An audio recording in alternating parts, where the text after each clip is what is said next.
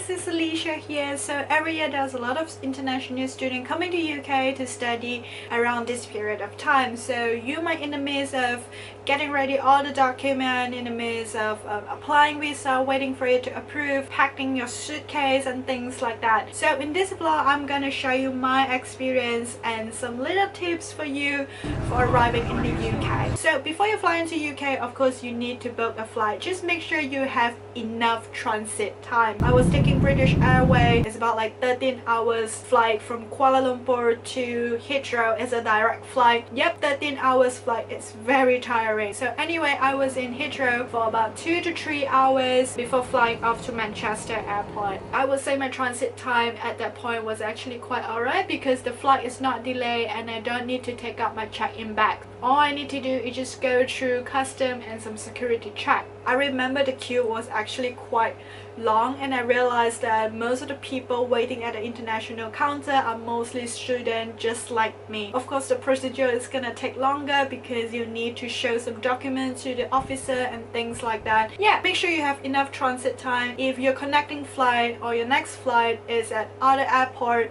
make sure that you have enough transit time. You will definitely need more time because you need to take your luggage out and you need to make your way to the other airport. FYI, London has 5 major airports and they're not really close to each other. So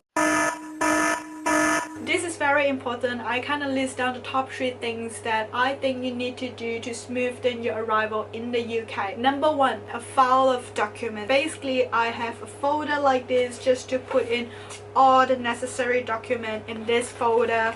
And of course in this folder I have, you know, like my passport with a valid UK visa stamp on it. I also have cards, which is a confirmation of acceptance for study details, which will state like the uni name, your name, and the course that you're taking as well. I also actually printed out like, you know, my unconditional offer letter, which you would see like the address and the phone number as well. So just in case like the officer asks you like, oh, so which uni you're going, what's the address, what's the number, and you have it with you. You definitely need a landing card, which you can get it from the flight attendants in the flight or at the airport. Definitely need this, which is your biometric resident pass collection letter. You will need to show it to the custom officer. He or she will actually tell you that what you need to do after that and things like that. That letter you actually will get it when you collect your passport back at the immigration in your home country. Just remember to bring it. And of course there's like some other documents that you need to bring as well, which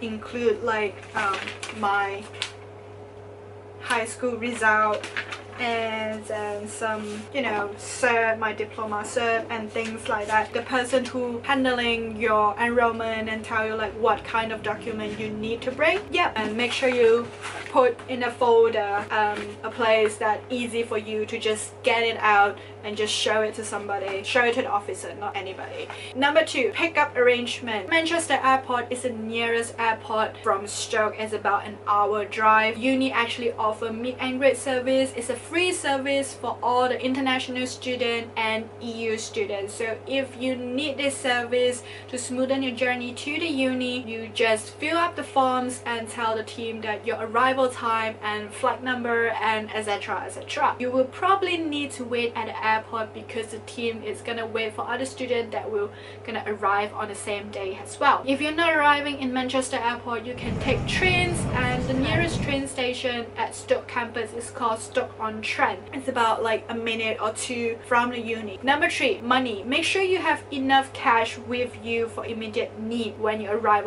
in the UK because it's gonna take some time to open up a bank account. You need to get a letter from the uni, go to the preferred bank and make appointment, then you can open up a bank account. Yeah, make sure you have enough cash with you because that cash is gonna help you get food, get grocery done, and probably some emergency as well. So make sure you have enough cash. Yep, there's the top 3 things that on my list that I think you need to do for a smoother journey to the uni. And stay tuned because I'm gonna share more about what you need to do, what you need to know as an international student in the UK. I'll see you guys soon. Bye!